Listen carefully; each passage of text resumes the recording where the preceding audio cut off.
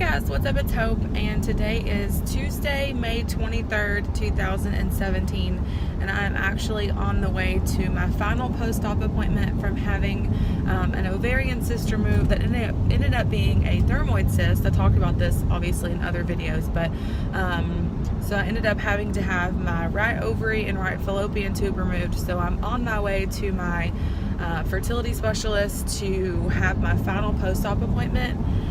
Some things that I'm struggling with right now are severe nausea and severe depression, and I'm gonna ask her about, I know obviously it's hard specifically for a woman to lose an ovary, but just with everything that we've been through with infertility and how long it's been that we've been trying, and just, I don't know, I just can't get out of this funk that I'm in, and I feel like I just want to lay in bed all day and not get up, and I have no motivation to do anything. The only time that I'm really kind of up and moving around is when we have the boys, and that's on the weekends. And so during the week I find myself just feeling just not myself. And so I've talked about this in other videos that I see a counselor every 2 weeks, and I've talked to her about it, and she definitely feels like I'm depressed. And so I know this isn't like a happy jolly video here, but I'm just trying to kind of share with you what I'm experiencing right now in case anyone out there ever goes through the same thing. Infertility is just a really heartbreaking journey to have to travel, and with everything that we've been through recently with the surgery and pushing IVF back and all of that, it's been hard mentally for me and emotionally. And so I'm going to talk to her a little about that to see if this is normal, and to see if she has any tips that could help. My incisions are healing great. The antibiotic cream that she gave me at my last appointment really helped a lot. I'm not concerned about infection this time going into the appointment. All of my laparoscopic incisions are healed, and the large C-section type incision is got one little spot that hasn't closed all the way, but it looks great, and so I'm not really concerned about that this time around. And then my other concern is the severe nausea. I talked about this I think in the last video, but I can't eat anything without getting super nauseous, and nothing sounds good. I don't want to eat at all, and so I have lost more weight since my last appointment, so I'm nervous about what she's going to say about that. I'm hoping she'll give me a prescription to help with the nausea. Thankfully I haven't thrown up yet, because that would be very, very, very painful, especially with where my large incision is in my lower stomach. But I'm not really a thrower upper, I guess you could say, and so just the nausea has been horrendous. And so between the depression and the nausea, that has left this last week to be pretty miserable. And so I am in real clothes today, which is a huge plus. This is probably only the third time I've put real clothes on in the last 3 weeks. And so I am headed to my doctor's appointment now. Andy's going to meet me there. Thankfully he was able to get off work and is going to meet me at my appointment. So I will log back on and put an update at the end of this video. But I wanted to kind of share with y'all a little bit about what I'm experiencing right now, and I will check back in with you in a little bit. Hey guys, so I just got back from the doctor, and I wanted to make sure and give everyone an update on what she said and what our plan is moving forward. And so I'm just going to jump right back into it. She's definitely worried about the nausea and the no appetite, so she's actually going to send me to a gastroenterologist just so they can probably do a scope and make sure everything looks okay with my sleeve. She definitely thinks it's really interesting that I didn't have any nausea the first 2 weeks after surgery, and it's only been happening over the last week or so. She said that it could be a side effect from the depression that I'm experiencing, but she wants to be safe, so she's going to go ahead and give me that referral, which, like I said, I've said before in other videos, she's really super thorough, and so she just wants to make sure that everything checks out as far as that goes. And of course I do too. Like, if something's wrong with my sleeve, I definitely want to make sure that it looks okay. If you hear that really crazy noise, that's the dogs. They are in there playing. This is the first time I've come to y'all from our dining room in our new house, so welcome. So she's definitely worried about that, and then we talked a little bit about I lost 4 more pounds since my last appointment, so it's like a total of like 12 or 13 pounds at this point. Probably like 12 pounds at this point, before my post-op appointment to now. And so she was definitely concerned. That's a lot in a 3-week or 4-week span. And so that's another reason why she wants to get it checked out, because obviously there is proof there that I'm not able to eat. It's really kind of strange though. I'm not a big coffee drinker. I never really have been. But of course, doing keto, I've had a lot more coffee over the last year than I normally would have. But post-op, coffee is the only thing I can drink that does not, or eat, that does not make me nauseous. It's the strangest thing. So I always have like coffee nearby, and I'm using Splenda and sugar-free creamer, and just trying to like make it be as keto friendly as possible. But it's a large majority of what I get in on a daily basis is coffee, which I know probably is not really great, but it's the only thing that doesn't make me really nauseous. It's so strange. My counselor said that she feels like it's probably just like the warmth, and like it's soothing and it makes me feel better. And so that's probably why I like it so much. Who knows? And so anyway, so we talked a little bit about that. So we have a game plan for the nausea and no appetite. And then we have, so update on my incisions and how I'm doing post-op. She said everything looked great. The dogs. My incisions are healing perfectly. Like I said in the earlier clip, I knew that they looked a lot better than they did last time, so I'm really grateful for that.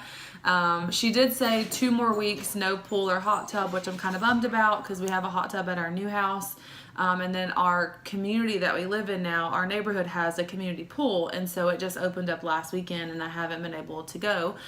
We took the boys, and they got to swim, but and Andy got to swim, but I haven't been able to. So I'm super bummed about that. It's that time of year where, golly, my hair looks, I look like a hot mess.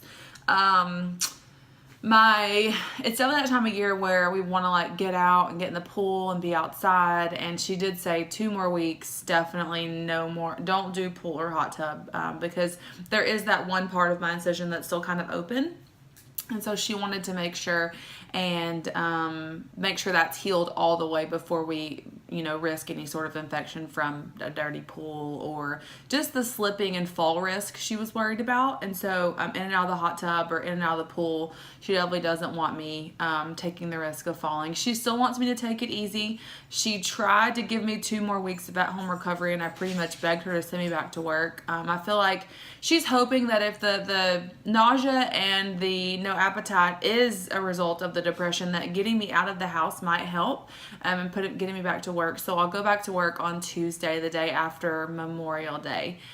So the 30th, I'm going back to work, which I'm honestly really kind of excited about. I was worried she was going to make me stay home, because I am still in quite a bit of pain at nighttime, and the nausea and then loss of appetite and all of that, the weight loss and all of that. But she said she felt like hopefully that'll help give me the pick-me-up that I need. So I'm really grateful for that.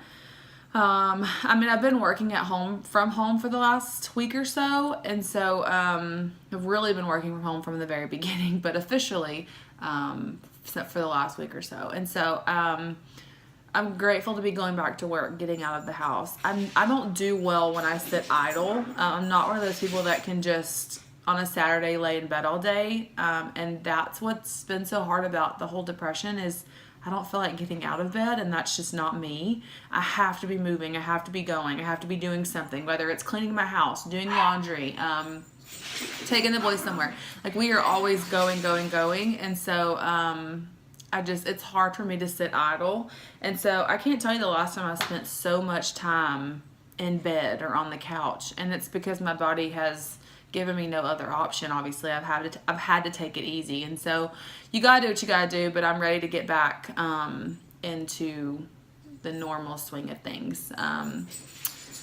And so I guess now I'll talk a little bit about what the future holds. She did go ahead and do an ultrasound. It wasn't painful this time, thankfully. There was lots of pressure, but it wasn't bad. The tech did one, and then my actual doctor did one as well, just to make sure everything looked okay. She said everything was healing beautifully on the inside, which I was really excited about. And she said it did look like I recently ovulated, which I was like, oh my gosh. It makes me emotional because it gives me hope that maybe my body is starting to regulate on its own, and maybe the right side was causing the issues the entire time. Like I said in my last video, my cycle started on April 9th, and it lasted 5 days like it normally does. And then in May, it started May 9th, so 28 days, a normal, regular cycle. Now, according to my app that I have, I'm not supposed to ovulate until this weekend, so I definitely ovulated earlier than what this app says, but of course those apps are never on target anyway. And so she did say that I just from looking at the ultrasound and looking at my left ovary, she said that it looked like I recently ovulated. And so that's a good sign for moving forward with treatment, that my body is picked up, didn't miss a beat. It's continued to work like it needs to, and that left ovary has done what it needed to do. And that's typically the first thing she looks at after a surgery like this, is making sure that other ovary is going to compensate for not having the other one there anymore. And so it looks like it did, which was really exciting. And so moving forward, she said that she wants me to talk with the psychiatrist for the fertility clinic just to give me a sounding board, and hopefully give me some help on how to manage the depression that comes with infertility. It's definitely a lot, and you kind of go through these spells of highs and lows, and we've definitely had a lot of things just knock us down over and over and over. And so she wants me to Skype with her just to get some insight, and hopefully she'll be able to give me some ways just to kind of stay upbeat and positive about the whole journey that we're on. She definitely was concerned about just my overall well-being in general, and so I was grateful that she gave me a recommendation to talk to someone. Even though I see a counselor already, she wanted me to see someone else that specifically deals with infertility, and they might be able to help just combat some of the feelings that I'm having. So it's definitely been a lot. She said it's a lot to have been trying for as long as we have, to gone through the failed IUI and the failed adoption, and then, you know, all of this was a huge setback. We sold our house, and we came in to do the IVF cycle, and I had to have surgery, and then that didn't go like it was supposed to go. So it's just a lot of setbacks. And she said for me to be as young as I am, which I'm 30, and I know that's not like super old, but for me to be as young as I have, and as young as I am, and to have had as many setbacks as I've had, it plays a big, huge part in your emotional well-being and just your emotional stability, I guess. It's not normal for someone who's been through so many setbacks to stay high in the clouds all the time. That just doesn't happen, and infertility is such a roller coaster. So I was grateful that she recommended for me to talk to someone, so I'm going to do that hopefully within the next couple weeks. And then she said she wants me and Andy to attend an IVF seminar, which we signed up for a couple of months ago, and then we couldn't go to that one, and then everything with the surgery. So we're going to do the next IVF seminar in our hometown, will be at the end of June. So she wants us to do that, and I'm grateful. I'm really excited about going to that. I've talked about that in other videos. They just go over the exact science of IVF, and the embryologist is there, and I'm excited for Andy to go to that, because I know how all of that works for IVF, but he doesn't really. I mean, he has an idea, but I think it'll be a good learning experience for both of us to be able to go, and so I'm excited about that. And then she said definitely this summer we would start preparing for egg retrieval. She said everything looked great on the inside. I'm healing exactly the way I need to be to move forward with treatment, and then with my ovulation happening with the other ovary, she's really optimistic. She said my ovary still looks great. They did draw blood today just to make sure that I did ovulate and that I don't have any sort of infection or anything. She likes to check that a couple times after surgery, especially with the nausea that I'm experiencing, and it's just the precaution. So they did take more blood today, and they're going to kind of test and look at my levels and HCG and all that. And so I'm excited to get those results back just to make sure and confirm that I did ovulate. But so it definitely was a good appointment. I'm excited about the future. I'm hoping that that picks me up out of this funk that I've been struggling with. I know that if you're out there and you've been in my shoes before, you know that it's hard. It's so incredibly hard. And with Mother's Day recently passing, and just it was a hard Mother's Day for me this year. It typically is hard anyway. We never have the boys on Mother's Day, and so that's always hard not being with them. And then for me to be recovering from surgery and not having my mom here, I'm sure that's played a huge role over kind of how I've been feeling too. Anyway, I'm hoping the sky is the limit as far as our options moving forward, and everything goes beautifully, and our setbacks are behind us, and that's just me trying to stay optimistic. I was glad that AD was able to go to my appointment. He doesn't do well with stressful situations, so he's just like constantly like trying to get me to laugh and cracking jokes, and sometimes that can be really stressful for me, because when I need to be serious, I need to be serious. But it was nice to have him there to hold my hand and to make me smile. And I know that he's definitely been really concerned about me, just with the not eating and the nausea and just feeling really down. He's not used to seeing me like this, and so that always causes a concern for someone that you love. And so I was grateful that he was able to be at this appointment. But I'll definitely be vlogging from here on out as far as like our IVF journey goes. We are getting back on track. Hopefully no more setbacks. And I will make sure and let y'all know. Our IVF consult with our IVF coordinator is going to be on June 8th. And that was what we went to last month whenever they found the cyst on cycle day 1. So I wanted to go to see her before my period's supposed to start, just so we can get a game plan in place before my cycle starts. And so I'm set to start, if my period continues to be regular, I'm set to start on June 9th. And so her earliest wasn't until June 8th. Sorry. Wasn't until June 8th. And so that's when our IVF consult will be. That's when we'll get our calendar. And that's when we'll be able to see what the game plan is for this summer on when we'll be able to start preparing for egg retrieval.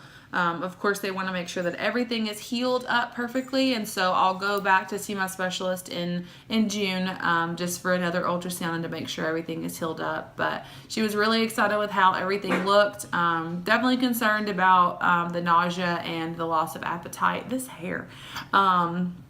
And so we are just trying to get to the bottom of all that. So thank you guys so much for listening and for following along this crazy journey that I've been on. It's definitely been a crazy one. And so I am hoping and praying that we get to where we hope and pray we so desperately want to be. And so I will see you guys in my next video. If you have any questions, feel free to post them down below. If you want to continue following on this crazy ride, feel free to subscribe. If you have any questions or need any help with anything and related to weight loss surgery or infertility, I don't mind helping out. So feel free to leave a comment down below. I try to comment back as often as I can. And I will talk to you guys soon. Bye.